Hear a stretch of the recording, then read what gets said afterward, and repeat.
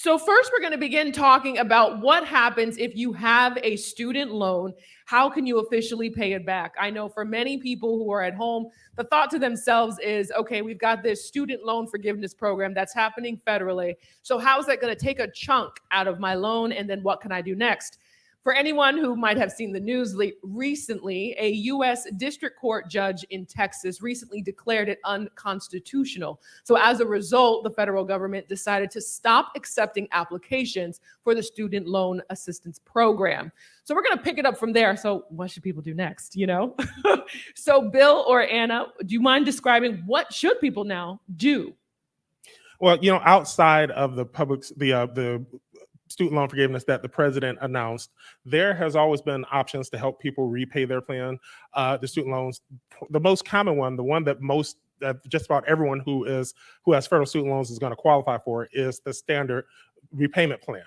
And that's almost defaulted. You really don't have to do anything. You're going to be on that one. And it's designed to get your loans paid off within 10 years. Now, a lot of people, they can't afford that because that standard payment plan is breaking your payments out over 10 years. Some people can't afford that. So the next common one, and once again, this and the standard one are pretty much the only ones that everyone's going to qualify for, is called the graduated payment plan. Mm-hmm. And it's also designed to pay your debt off within 10 years, but your payments are going to start lower, and then they're going to increase over time. And you're going to have them paid off in 10 years. But as you can probably imagine, since you're starting lower, at the end of that 10 years, you have a much higher payment. And then there are other plans based on your income. There are pay-as-you-earn plans, various pay-as-you-earn plans, various other graduate plans. There's one where it's based on the amount of your income, and it increases every couple of years. And there's also pay-as-you-earn, which is also based on your income. The thing that people have to be careful about if they're looking at some of these graduate and pay-as-you-earn ones, especially the ones that go beyond 10 years, is that number one, you're paying more interest because and that's any type of loan. The longer you take to pay it, the more interest you're going to pay. But also, like, there's one called an income-based repayment, where it's based strictly on your income. And in that situation, you could be your payment that you're scheduled to pay each month could be less than the amount of interest that's accruing. So your balance, even though you're making a payment each month, your balance is going up each month. And, I like to say that, if you're an educated consumer and you are aware of that, then fine, you've agreed to accept that risk. But a lot of times they're not aware of that. Mm-hmm, mm-hmm. And then you end up owing more in the end than you originally started with. Yes. So it sounds like, as you mentioned with the first one, you'll have a higher payment in the beginning. What are some strategies that people can use, like the Avalanche Strategy? So one strategy that, and no matter what type of debt you're looking at, whether it's student loans or credit card or whatever, is to make sure you know what your entire debt situation looks like. I work for a company called GreenPath. For those of you who aren't aware, we are a national nonprofit financial counseling education organization. And we take a holistic approach because we want to make sure that your entire debt works together. It doesn't do a whole lot of good if we can make your student loans affordable, but your mortgage or your car payment or your credit cards are unaffordable. So one thing that people need to do is make sure that they're taking a look at their entire situation and seeing what their options are for all of their debt. Even if they don't have options for their student loans, they may have options for their other debt to make that more affordable. If they can make, say, their credit cards or their car payment or whatever more affordable, then that puts them in a better position to afford those student loans. And you mentioned that people can call GreenPath. So what should they do if they're interested in talking with a debt counselor? Well, if they want to call GreenPath, they can call GreenPath, and there is a number that we actually have that's specifically for D-Free. I don't have that number memorized. It's okay. It is online for all of the people who are watching online. It is online, so you're all set. Don't even worry. When you call that number, they'll ask who referred you. You're going to say D-Free, and the first thing they're going to do is they're going to start creating a profile for you. They want to know what it is that you're concerned with. Are you concerned with your student loans? Are you concerned with credit cards or your mortgage? First thing we want to do is we want to figure out what your goals are and work toward a plan to reach those goals. We don't want to assume that what's important for you. We want you to tell us what's important to you, and then we're going to help you come up with a plan to get there together. Nice. And also, you reminded me, For many of the people who are watching online, there's a downloadable program. And so in that program, there's a page with information about Prudential. And then within that same page, there's a section for GreenPath. The number is there, the list of services that they provided there, as well as the code that you said that you should give when you officially call. And really, we made that easy. You don't have to give the code anymore. Just say D-free. Okay. But we do have a dedicated phone number for D-free. Perfect. So, and that really makes it a lot easier. I mean, and it really we want you to say D-free just to make sure that they are calling the right number and that they're coming in through the right line. But if they're calling that number, we know it's D-free. All right, wonderful.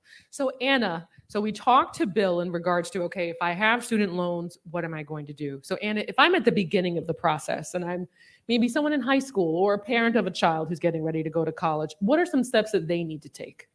In reference to applying for the FAFSA or the Yes. student loans, Mhm. because a lot of parents, they want grants. They don't. But if you are not given grants and you're offered federal loans, as an undergraduate student, you can get up to $57,500 as an undergraduate student in federal loans, and $23,000 of that is subsidized loan, which is interest-free. The unsubsidized loan is the one that has interest, and right now it's around like 3.9 or 4%. But the subsidized is interest-free until you're done, graduate. Then after you're done, then you start making payments on the subsidized. Now, on the front end of that, you said a lot of people are really interested in grants. So if Right, someone yes. is interested in a grant, is there a source that people can go to find all the grants?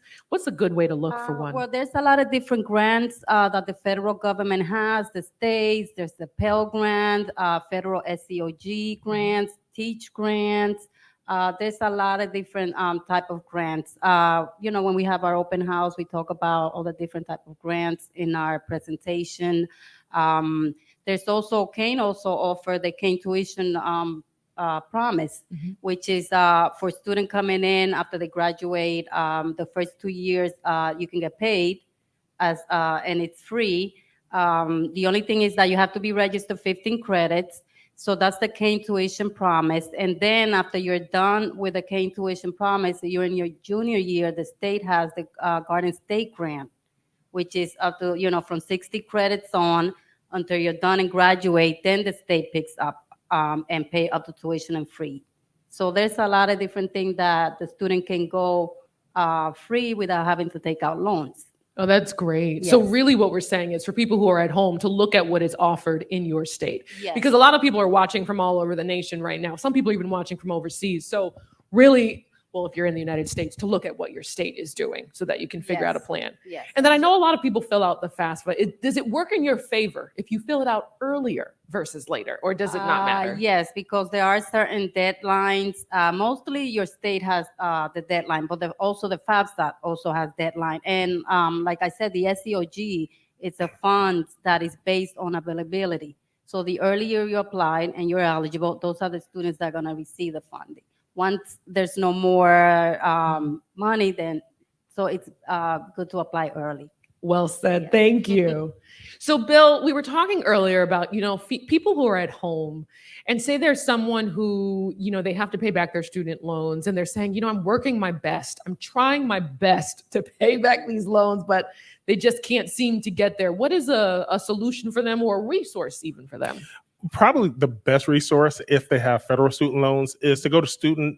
Mm-hmm. That's the website for the federal student loan program. And there's a lot of resources. It explains what each and every one of the programs are, who is going to benefit, who it may not be a good idea for. So, for instance, one of the programs is the Pay As You Earn program, and there's a revised Pay As You Earn program. Those may not be in your best interest if you're looking at public service loan forgiveness. Someone like my wife works for the state of Michigan. She has student loans. She qualifies for public service loan forgiveness, but the enhanced Pay As You Earn or Pay As You Earn is not something she's going to want to do if she's looking at that. And there are other programs where it may not be in your best interest depending on your goal. So the bottom line, good place to get resources for the federal student loans is to go to studentaid.gov. I was actually on their site earlier today, and it's down right now. It's crashed. I think a lot of people are trying to get more information about what's going on, especially in light of the news that came out yesterday. But hopefully it'll be back up shortly. If you have private student loans, it's a different situation. When I started with Green Path, I was a counselor, and back when I was counseling, we kind of said private student loans is kind of like the wild, wild west. They could do whatever they want, and it's not to say that they don't have plans, because many private student loan providers do offer options and plans for borrowers. But it's not like the federal student loans where they have to offer you something, or they have to have these programs. A lot of times they can do what they want. I mean, there are regulations, but they are far less regulated than the programs through the federal government. Interesting. I was just thinking about, I was listening to everything you were saying, and I was thinking about what I was going to say next, but I'm going to go back to Anna next before I come back to you, Bill. No, I know what I was going to ask you, Bill. So because coming up, the federal student loan pause is really up by the end of December. Mm-hmm. So do you have any tips for people who are beginning to think about, okay, my student loan bill is getting ready to come back monthly? So what should some people do? First thing they should do is make sure they are contacting their student loan provider to see what options they are. They can also speak with Green Path. We can help them figure out what their options are. We actually have counselors at Green Path who specialize in student loans, and they can help them figure out exactly what they can do, things that they shouldn't waste their time on. And that's important as well, because certain things just aren't going to apply to you. And if it's not a good fit for you, if something doesn't apply to you, then personally as a counselor, I don't want you wasting your time on something that I know is going to work for you. So that's one step. So just contact your student loan provider. Go to studentaid.gov to get information. Contact Green Path to speak with one of our financial wellness experts who specialize in student loans. And also maybe talk to someone from Green Path to get your budget in order, yes, so you can get prepare. your budget. And no matter what, whenever we speak, Green Path speaks to anyone, whether it's about student loans or their credit cards or whatever, one of the things we're going to do is we're going to build a budget with you and make sure that we understand what you're looking at financially. Because if we don't understand how much you have coming in, how much you have going out, what your I like to say wiggle room is, then it's really impossible to come up with a plan for you. So we need to, when I was young, I worked on a survey crew, and on a survey crew, you go and you actually make a map of an area before they start construction. It's impossible to do that if you don't know what's there. Same thing with a budget. You can't. It's really impossible to figure out what a plan is unless you know what you're dealing with. Well said. So Anna, for parents who are preparing for their children to go away to college, what are some advice that they can do, some tips for them to do now to begin to prepare financially? To begin to prepare in terms of filling out the FAFSA, well, they can always speak with their, high school counselors, and then and going to like the different type of school that they visit, and going to the open house and learn everything about the FAFSA, in terms of what the federal offers, the state. Like I mentioned, the state does offer a lot of different type of programs.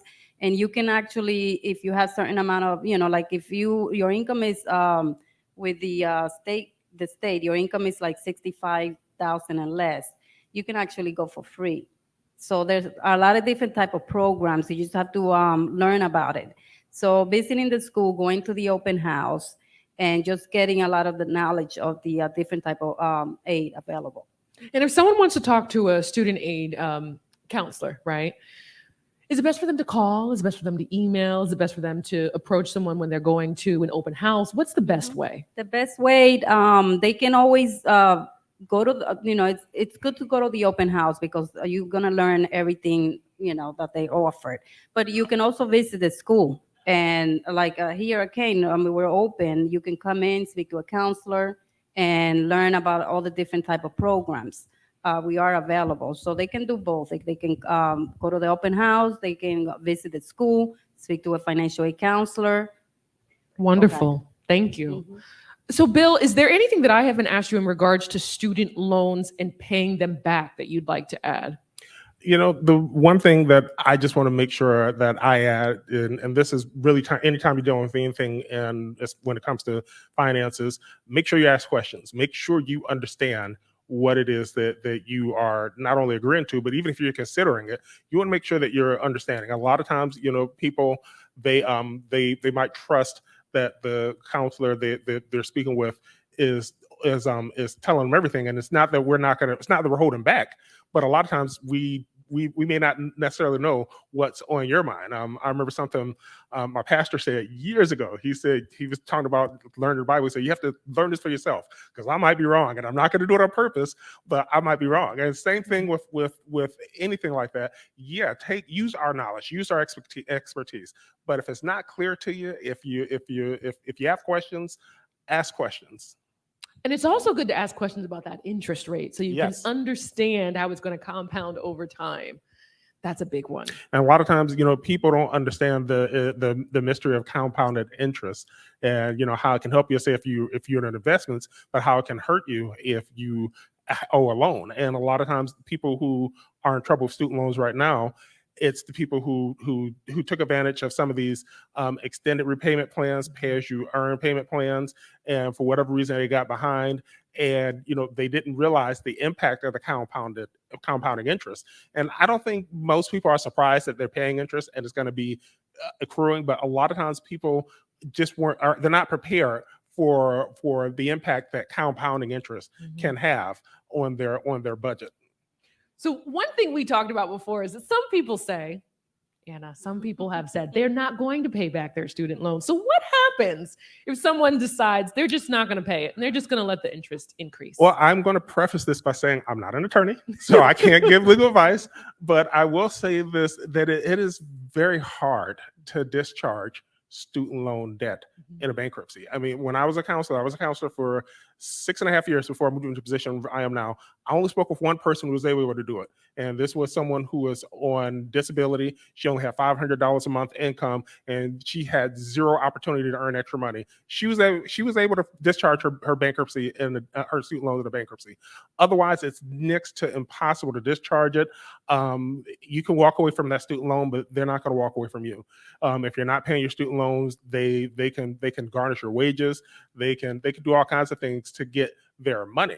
And if a lot of times, if you co-sign for the student loans, and this is really any loan, if you co-sign for the loan and you're not paying it, then the person who co-signed that loan for you, they're gonna come after them.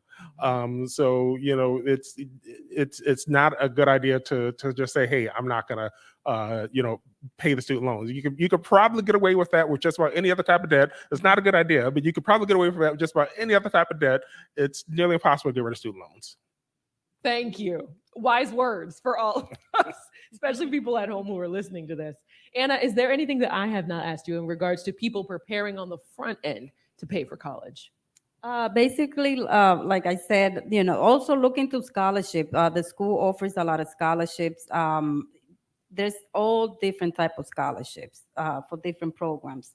So every little bit of help. So also look into scholarship. Besides the institutional scholarship that the school offers, there's different organizations that also give out scholarship. You just have to apply. So, but you have to do a little bit of research. I was going to say, because I'm sure someone at home is saying, well, where are the scholarships, right? Is there a book that's good for people to get, or an online resource? I think, the library used to have a book that parents used to, I don't know now because now everything is technology, but I think that book is still out there that there's like, you can search the different type of scholarship based on your major. So yeah, I think the library. Okay. All right, we'll keep looking. Thank you both for joining us this afternoon. This is such an important conversation that people need to be having and to learn what they can do to pay off these student loans. I want to see everyone free from their student loan debt. So thank you both.